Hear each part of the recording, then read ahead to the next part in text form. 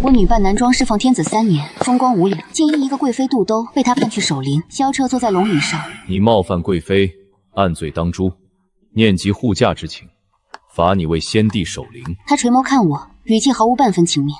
你可还有什么要辩解的？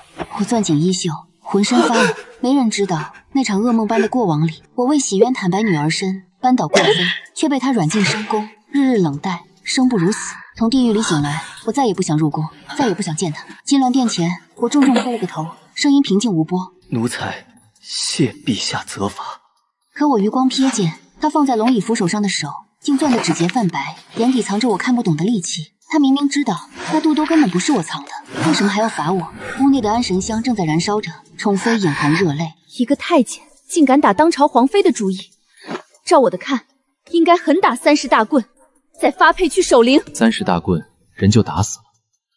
他陪我很久，拼死拼活，甚至还折过一条腿。你就看在我的面子上，饶他一条小命，就算是做善事了。在皇上眼里，难道我还比不上一个下人重要？哪能呢？萧彻笑了，他抹去他脸上的泪，那样子像在哄一个小朋友。目光扫向我时，语气瞬间变冷：“还不快滚！”我闷声磕头，退到门外。中午的时候，太阳很烈，小太监偷偷的给我端了杯水。干爹，您别怕，皇上不会当真的，让你去守陵，只不过是给娘娘一个台阶而已。皇上怎么可能离得开您？等过阵子风头过去就接您了。我闭着嘴巴，看着大太阳慢慢将我的影子拉长。发呆时想起7岁那年，大哥去世，爹娘年纪大了，家里就剩我和弟弟。我眼家糊口，我逃过净身，借了大哥的名字进宫，被挑去伺候了3皇子萧彻。那时的太后还是沈家淑妃，她觉得我做事很聪明。你照顾好皇子，等他当上皇上后，我就会放你回家种地，行吗？我答应了，这一守就是20年。皇宫冷清，身不由己。我叹了声气，试图动一下早就麻木的腿，非常酸痛。往下看，才发现腿弯处肿得很高。小太监猛吸一口冷气，难道……没事，就是娘娘一时火大，动手揍了我几下。皇上难道就没拦着？我摇摇头，没有说话。想起自己刚才说的那些，小太监的脸色变个不停。他愣了半天，最后艰难地说：“怎么会这样啊？明明您对皇上一心一意，我们大家全都知道。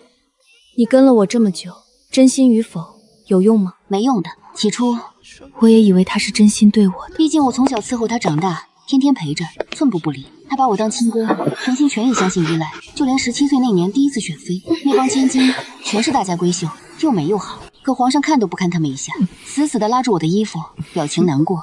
我不想选妃，结了婚，我和哥哥中间就夹了个人，好烦的。他的亲事就这样拖延了。等到了20岁，宫里没妃，太后想抱孙子，催得很急，让他先不结婚，挑几个顺眼的女人留在皇宫里。我叹了口气，又觉得愁。那皇上到底喜欢啥样的女孩子呢？萧彻不说，盯着我笑了一会儿。当然是哥哥这种听话温柔的。他总是喜欢开玩笑，挑来挑去，最后找了个跟我完全相反的女孩。宠妃出身镇北侯府，娇生惯养，任性飘逸。太后举办的骑马会上，她一身红衣拿了第一，皇上对她一见钟情，就算惹火了太后，也要封她做宠妃。起初我跟贵妃相处得很融洽，她尊重我，拼命救助，我也顺着皇上，经常在太后面前夸她好话。可不晓得从哪一天开始，贵妃像换了个人似的，总是针对我。她故意拿着破烂的花瓶跪在皇上面前。苏太监总是让下人们欺负我，总是仗着太后撑腰，狂妄自大，对我无礼，让我下跪，还扇我打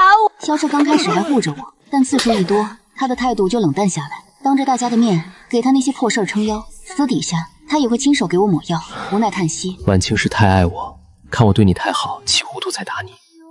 哥哥，你看在我面上，再忍忍。当奴才的哪有不挨主子骂的？我忍下，从那后处处小心翼翼，直到贵妃为了赶跑我，自己导演了这场下流的把戏。那场噩梦中，我不愿就这样被冤枉，冒着砍头大罪承认了女人的身份。那时的萧彻开心极了，他大摆排场，封我做了贵人，给了我独宠，也是高兴过了头。他想着贵妃对我多年的坏，一气之下由他见解。其实只是失宠，但是贵妃掉进夫府，全宫笑话。她从小养尊处优，突然癌症，病倒在床，没多久就病死了。死掉的是她，掉进地狱的却是我。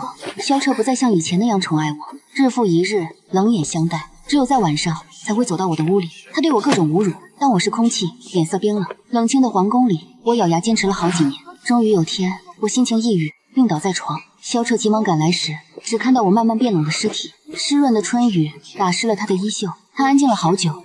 妃子自杀，可是大罪。我早就快要断气，听完只是嘲讽的撇了撇嘴巴。青言，你去了婚间，别忘了对我的外姓苦头认错。要是有缘，他做妾，你做妾，我会把你带在身边，好好对待。我闭上眼，眼角流下的眼泪就像当年结婚时一直融化的红烛。我举起干柴般的手腕，求他最后亲一口。萧彻安静地看着我，黑色的眼睛闪过一点心疼。他低头，嘴唇悄悄地凑下来。就在这一刹那，我用尽最后的劲儿，把手里的簪子扎向他的脖子。只叹快死的人力气太小。萧彻震惊的眼神里，我微微笑一下，软绵绵地放下手，手掌摊开，是他曾送给我的发钗。要是还有来生，绝对不去靠近他了。我最终还是热晕了，睁眼后，鼻端飘荡着浅浅的檀香，穿着的衣物也变为了洁白舒适的里衣。此地并非太监的住处，也不是萧彻寝宫。我急忙爬起来，撞见太后冷厉的眼神。苏太监，你胆子实在太大，明明是个女娃，却假装太监伺候皇上左右，你晓得啥叫欺骗皇上吗？苏太监，你胆子实在太大，明明是个女娃，却假装太监伺候皇上左右，你晓得啥叫欺骗皇上吗？脑子猛地一震，我没管那快要废掉的腿，跪倒在地，控制不住的发抖。太后招招手，叫丫鬟把我扶去床上，笑了。看把你吓的，我难道真的会要你的命吗？她长叹一声，当年皇上染了瘟疫，发烧没完，连大夫都讲他快死了，大家躲都来不及，是你把他搂进怀里，天天守着。他当皇上后头回出门，在别院遇袭，全靠你拼死保护，才挡住那根毒箭。过去的经历，他慢慢讲述，部分我早已经忘记了，但他却讲得明白，表情心疼。太后很善良，过了那么久，我的痛她都明白。宠妃几次刁难我，她都会出面讲话，竭力护我，不为别的，只因我满心忠诚，几次救他亲儿子的性命。所以这时候，他理智地帮我琢磨逃生办法。皇上对你的感情极深，他要是知道你是女孩，肯定会把你娶进后宫里。如果做个爱妃，生下个男娃女娃，以后跟着出宫，也算是平安幸福。我只担心受不住太后这般看重，皇上对贵妃的偏心，奴才全都知道，自认没有跟他去争场的能力。太后要是真的可怜我，请遵守当初的约定，放我回家。讲到后面，我快要哭了。当初皇上上位，我原先就能出宫了，但那场暴雨下得太快，巨大的水珠砸下，打湿他的黄袍。当朝萧彻在大雨中拼命地扯着我的衣服。哥哥，你不管我了吗？当时的我太单纯，他讲害怕，我就没有离开，从此半生都没逃出宫门。清醒过来，我听到太后平静地说：“我愿意去帮帮你。”我暗暗放下心来。不过谨言啊，你还没事，咋懂就比不过呢？皇上跑来太后宫时，我早已经收拾妥当，恭恭敬敬地站在太后旁边，看他进门，老老实实的问安。萧彻停下步子，眉毛一挑，挺聪明的，懂得找人帮忙。原本他觉得我是为了跟太后求救，才假装晕倒。就算太后帮你说话，爱妃的名声到底还是被毁了。你不用去守灵，但得给娘娘贵妃磕头认错，一直到她开心才行。等下，太后觉得好笑的拦住他。谁讲我要帮他讲好话了？萧彻愣住，场面有些尴尬。紧要关头，对呀，也许只是一个大误会呢。皇上英明，太后娘娘更是睿智，肯定能够查清真相，给人清白。没错，事情既然闹到了太后宫里，你有什么想狡辩的话，就讲出来。太后向来疼爱你，绝不会让你被欺负。太后别有深意地盯了萧彻一下，没有开口。她转头看我，既然皇上说话，那我再给你一个机会，我来问问你，你对贵妃有没有非分之想？我没有什么可说的。大家的眼神全落到我头顶，彻底安静下。的确是我自己瞎了眼睛，冒犯贵妃，愿意挨打。刚说完话，萧彻突然抬起头，他偏头盯我，带点淡淡的不敢相信。到了这一步，结果已定。太后立马发了命令，他这种脑子肮脏的人，哪有脸面跑去守候祖坟？照我的看，干脆赶出皇宫，一辈子别让他回来。萧彻有话憋住，他安静地站着，挂在两边的手渐渐握紧。我磕头道谢，一串泪珠悄悄地划过脸颊。出宫前，我喊来了小徒弟们，把萧彻的爱好认认真真的再跟他们嘱咐了一次。例如替他值班，得一整夜保持清醒，就怕他有事情安排。例如皇上特别讨厌口味很辣的饭菜，夹菜时绝对要留神躲开。陪皇上太危险，稍微疏忽就是得砍头的。这群徒弟背景凄惨，我愿让他们多活几年，过得舒服一点。徒弟们抓了抓头发，棱骨里面有点纳闷。师傅，您照顾皇上那会儿子也没这些多要求啊。可能是看我要走，他们把藏在肚子的话从头到尾全讲了出来。上回皇上起床要喝茶，结果师傅挨着柱子睡得沉沉的，皇上也只乐一下，一句都没骂，把师傅抱进被窝里去歇了。又有一天，皇上和太后用膳，师傅夹菜时错挑了一筷子辣子皮，皇上没头没皱的全咽了下去。过后，太后问皇上为啥子面皮通红，皇上还帮师傅你瞒下去呢。小太监们有活干着，不能待得太久。太阳下山，我整理完行囊，独自走到了宫门。晚霞里，有人站在石门边，不晓得等了多长。萧彻隔老远盯着我，黑着面孔。你为啥子要认错？我愣住，简直不敢想象他会在冷风里等到太阳西下，只为找我问这一声。看我不讲话，只要你张嘴，太后肯定念及往事，轻点处罚。到时候我也好做个好人，把你留在内院，不去野外受罪。不过哥哥，你为啥子铁心认罚，不愿澄清？那个噩梦中，我反驳了，结果就是受尽苦楚，死在后宫。这些话当然不能在此时讲出口。我扬起无光的脸，小人拿不出证据，怎么反驳？与其待在皇宫被人戳着脊梁骨，不如出宫落个清净。每字每句合乎情理。萧彻死盯着我脸，不懂是相信还是不信。半晌，他慢慢地说：“你别跑太远，我在外头给你找了房子，里面钞票下人什么都有，你踏实的待在里头。等过个1年半载，我就找理由接你进宫。”不假，刚出宫我就被带去了那个专门替我准备的院子，10来个佣人特意照顾我一人，不是伺候，像是在看管。待到第7天时，我就烧得很厉害，连着好几天降不下来，几乎快要死掉。佣人看苗头不好，赶紧送了书信进宫。夜里，萧彻冒着暴雨跑进这房门，几个大夫摸了我的手，发愣。太监这身体不像普通发烧，究竟是咋了？他们全都不愿讲明，只是几包药喝下去，我感觉好了很多。萧彻端起碗筷，亲手伺候我。天黑了，他靠在床头，像小时候一样陪着我睡觉。滴滴答答的下雨声里，他小声道：“哥哥身子真软，我有时盯着你，就感觉你像个女人。”他好像察觉到什么，停下。小太监的嗓音猛地在屋外传进：“皇上，后宫刚刚送信，贵妃身体难受，正满院找您回去。皇上，要不进宫看看贵妃娘娘？”雨滴慢慢小了，萧彻态度冰冷：“生病就找大夫，我又不会治病。”大夫看过了，讲是怀胎。萧彻放在我床边的手微微一顿，安静好久。他到底站直腰，呼了口闷气。我下回再来寻你。我应了一声。他走远后，一个闷雷砸在院子的门板上，门板接着屋顶，立马烧起了滔天火光。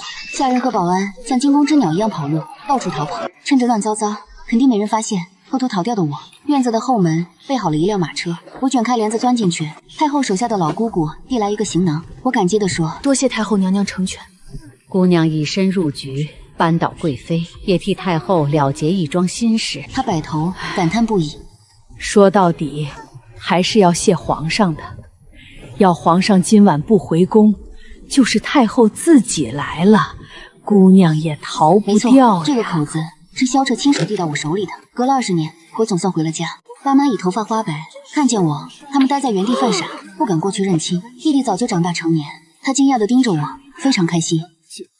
姐姐，爸妈昨天还去山里替你磕头，盼着你能健健康康的逃出来，没料到你真的逃回家了。那个噩梦中，我快要死掉，都没能再见亲人一次。现在总算一家团聚。青言，这几年你在宫里遭难了，你现在回家，难道皇上放你回家养老？没，他觉得我已经死掉了。爸妈一愣，太后找来顶替我的死尸，是专门挑拣好的，身子各个地方都像我，哪怕腿弯的烂疤也完全是一个样。偏偏那张脸是个大麻烦，可这拦不住太后。她借失火的理由烧烂那张脸，当做我的死尸，还真忽悠了萧彻。大殿里面，萧彻低着眼，表情冰冷。从翻出苏太监的那1秒钟起，他就搂着那具烧黑的死尸，不愿松手。后来太后发火，扇了他一耳光。你傻呀！人已经走了，你要干的是揪出来谁弄死他。苏太监死掉，头一个被查的便是贵妃。我的确花钱收买了人，叫他们欺负苏太监，给他灌了慢性毒物，但那把火确实跟我没关系。跟他没关。萧彻冰冷地盯着他，他要不是被欺负的一点没劲，怎么能躲不开那把大火？太后缓缓地讲：“你个恶婆！太后，那个太监是个祸端，您知不知道？皇上在被窝里还嘟囔着那个太监的姓名。我的亲老公，当朝的主子，竟然对一个太监动了情。这是最丢人的。”所有人都震惊了，太后甚至摔碎了茶杯，大声痛骂：“贵妃疯了！来人，把把他抓去大牢。一片鸡飞里，萧彻却压根没这么明白过，疯掉的人从来不是贵妃，而是他。但他永远也回不来了。他惨淡的乐出声，乐到最后，猛地吐出了一滩血，倒了下去。演出老家，我正陪爸妈给大哥烧纸。苏太监早先的贴身大总管，苏家的大哥已死，苏家二女儿苏清言从现在活了回来。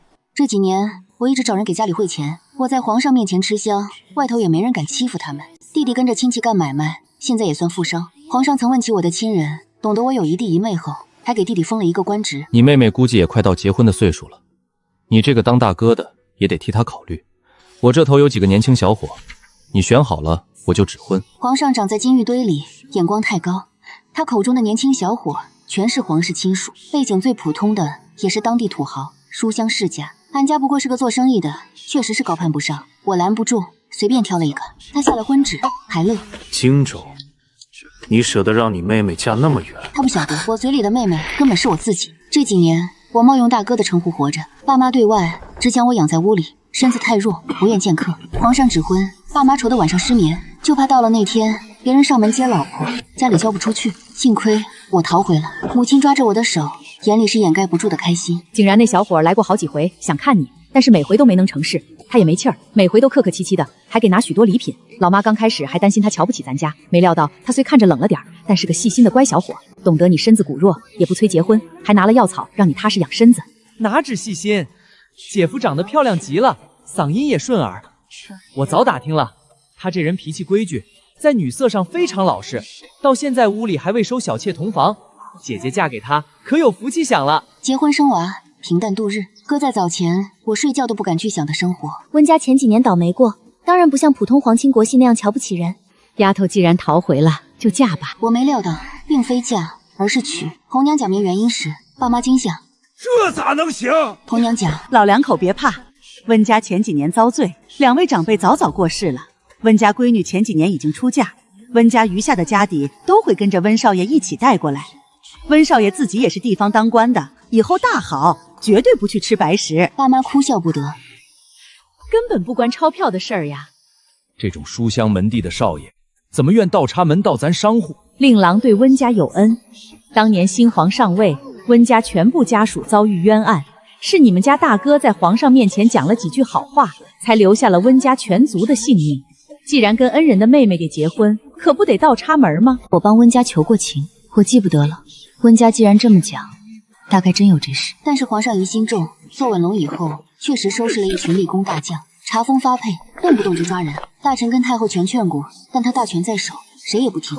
只有我讲情，他才可以听进去。屋里的家产，弟弟一分不碰。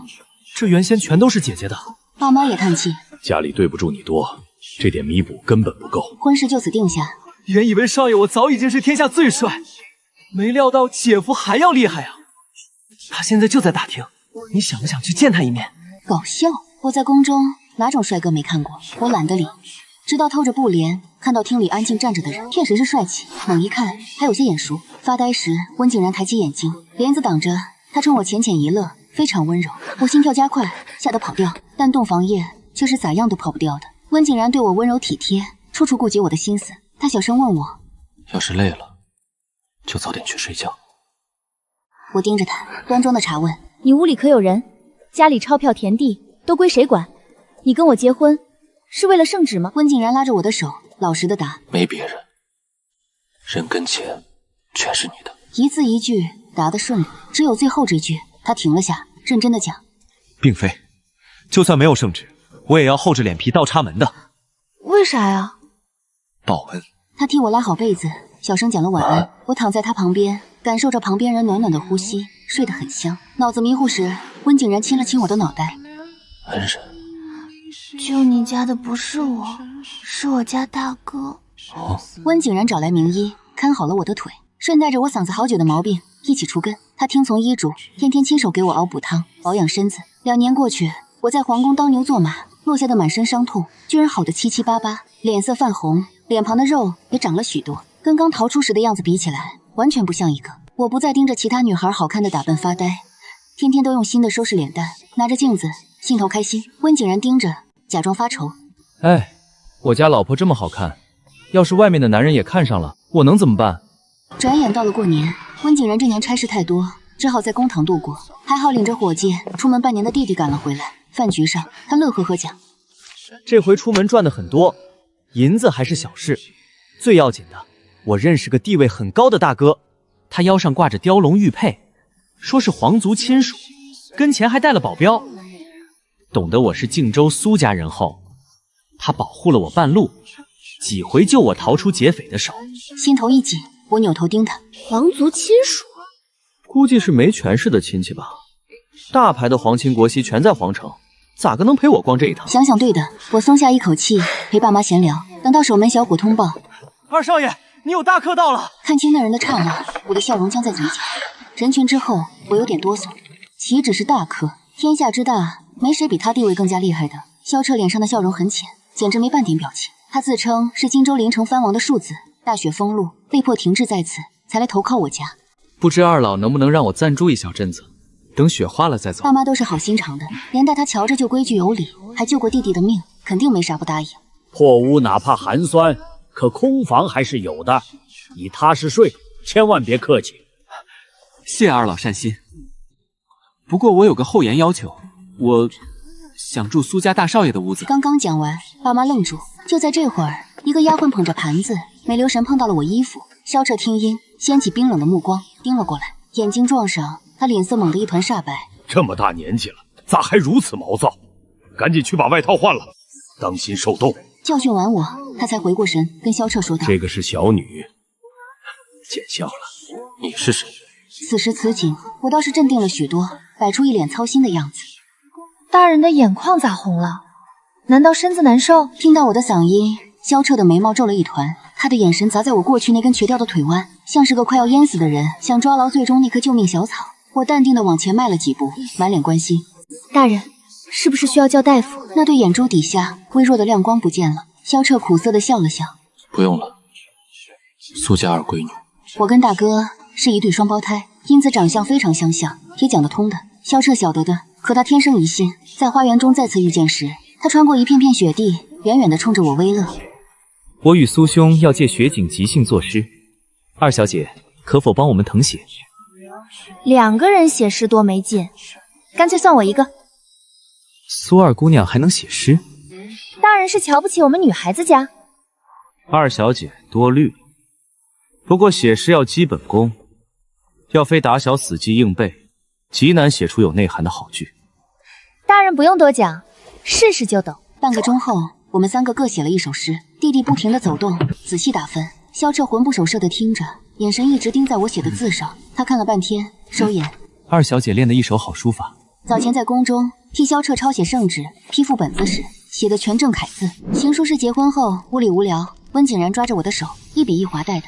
这阵子居然也写顺了。这时弟弟大惊：“姐，这么牛的句，居然是你写出来的！”萧彻瞅了几下，也极少地摆出惊奇的脸色。在盯向我时，眼中那种似有似无的猜忌不见了，顶替上来的是几次挺有意思的模样。姐，没料到你居然深藏不露，难道是姐夫写的吧？他猜准了，的确是温景然看雪时突然起劲写的。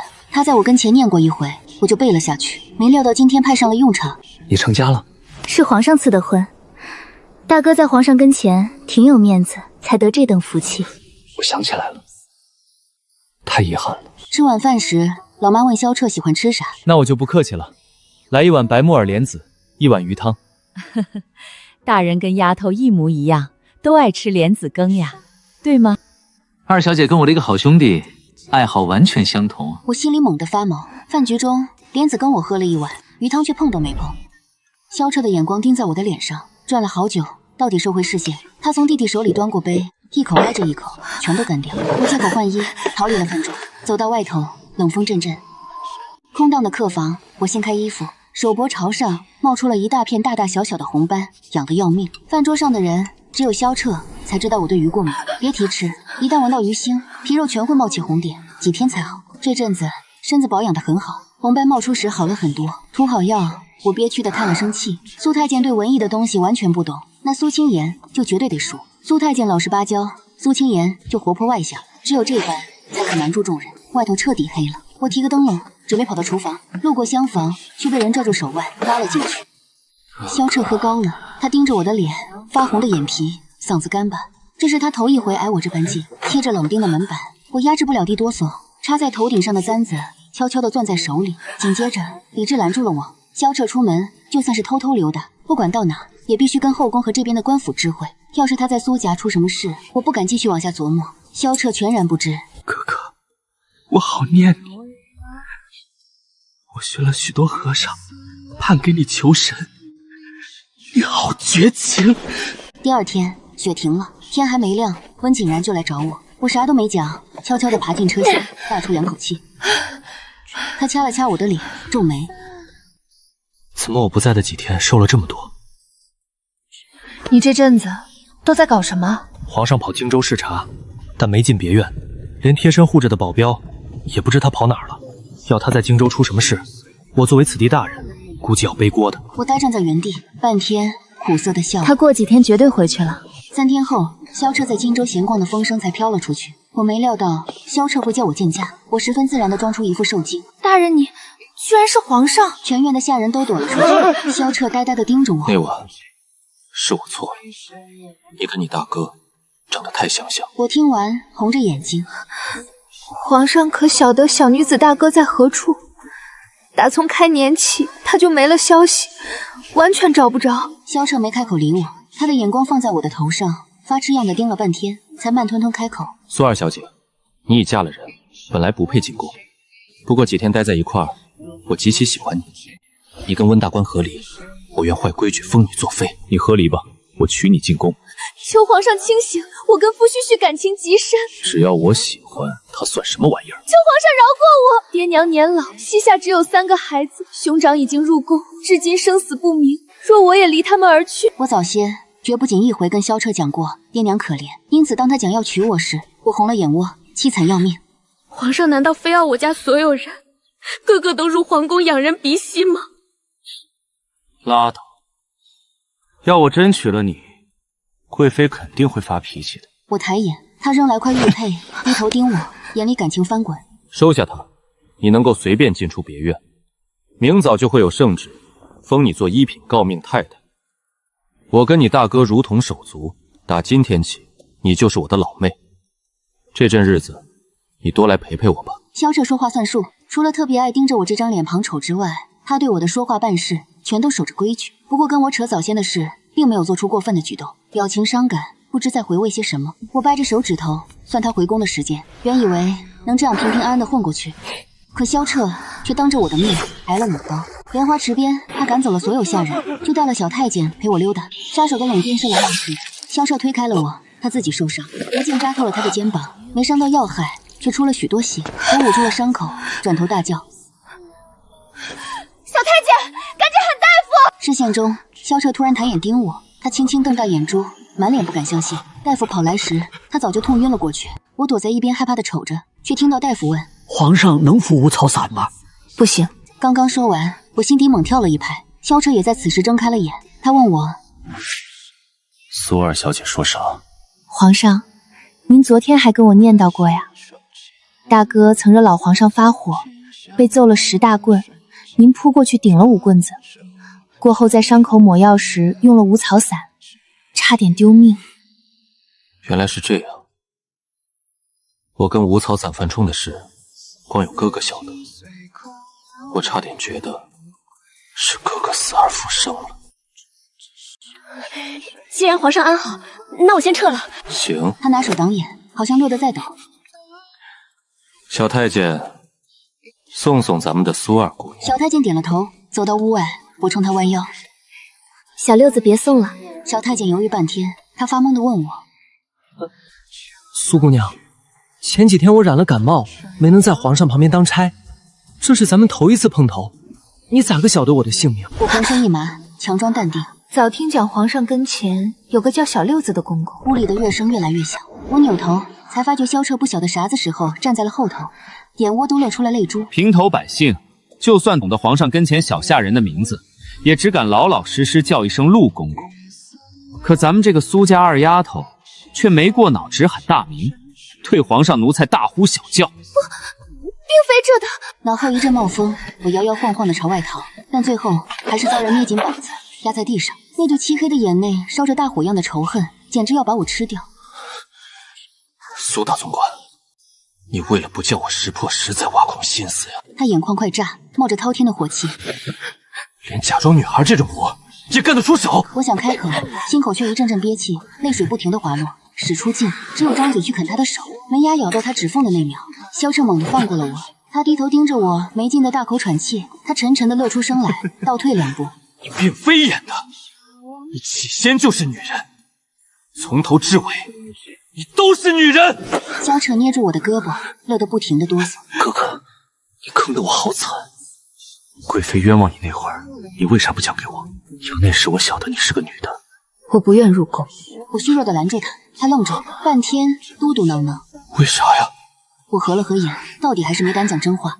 我不配。萧彻抱死了我，他说我会待你好。萧彻赏了温家和苏家金条万两，他说朕遭刺，苏清言英勇护驾，以身殉国。朕念及忠烈，将其尸体送入皇陵安葬。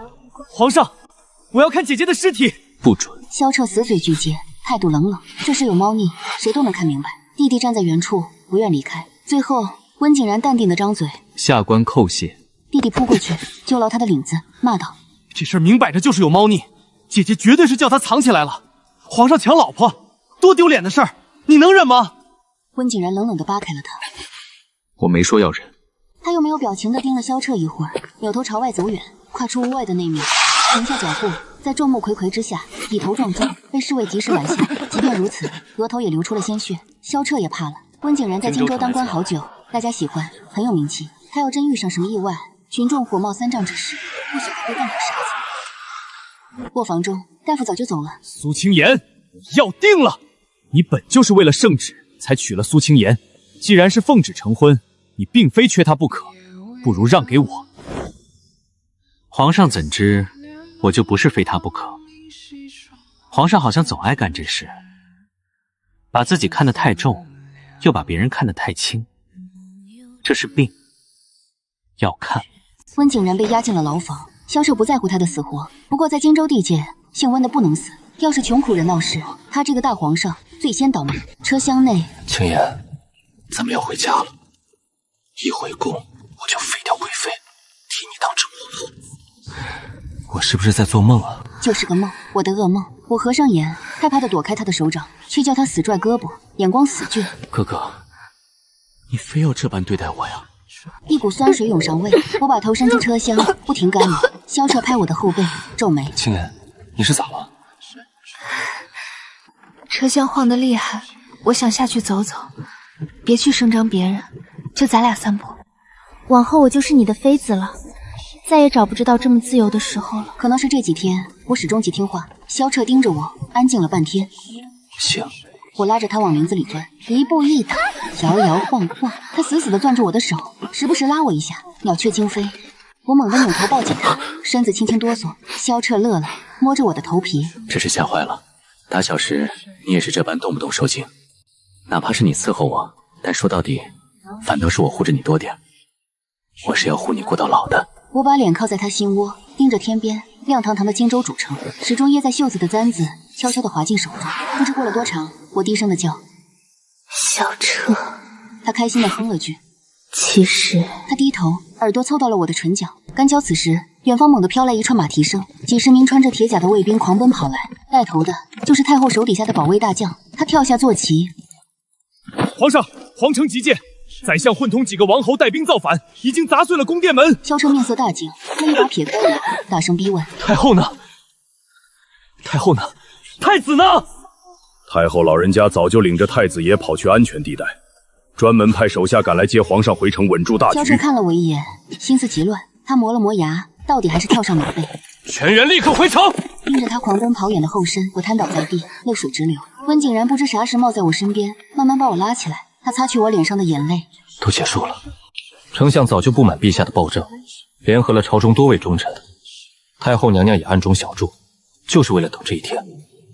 那萧彻兵败后，被废黜皇位，流放边疆，永世不得回京。温景然握住我的手，温柔地说：“青言，我们自由了。”那个雪天是温景然人生里最灰暗的一天。他为了保护妹妹，与她换了衣服。还好他长了一张漂亮的脸，足够瞒过他们。可是接下来会发生什么，他不敢想，做好了最坏的打算。直到他出现，他拿着拂尘，冷冷的呵斥，眼神如炬，威风凛凛。看向他时，目光却柔软的令人想哭。他憋住泪，感谢大人救小女一命。他拉起她，手扫掉她额头上的血。好姑娘，你不该承受这些的。一盆热汤，他看着，想起狱里的亲人，不舍得喝。他猜透了他的想法，一笑，大家全有，你不用瞎操心。他猛地挨近，给了他一个拥抱，极香的味道猛地迎面扑上。温景然吓一大跳，想推开，又发羞。他盯着他通红的脸面，乐得贼坏。别怕，我告诉你一个秘密，其实我和你一样，是个女子。我早知道，你绝对不会信。其实他信了，是因为不好意思告诉他，他是个男人，一定要活下去。临走时，他告诉他，你将来会嫁一个如意郎君，安宁度日，子孙满堂。他盯着他，那一刹那心里痒痒。那我能够嫁你吗？温景然理都没理，天边飘起的灰土一下。青言，全结束了，没人知道你过去是苏太监，也没人会再来打扰我们，这一切都与你我无关。万一不会，天掉下来，有我帮你顶着。晚霞中，我们携手离去，身后是远去的皇城和过往的恩怨，前方是属于我们的安稳而幸福的未来。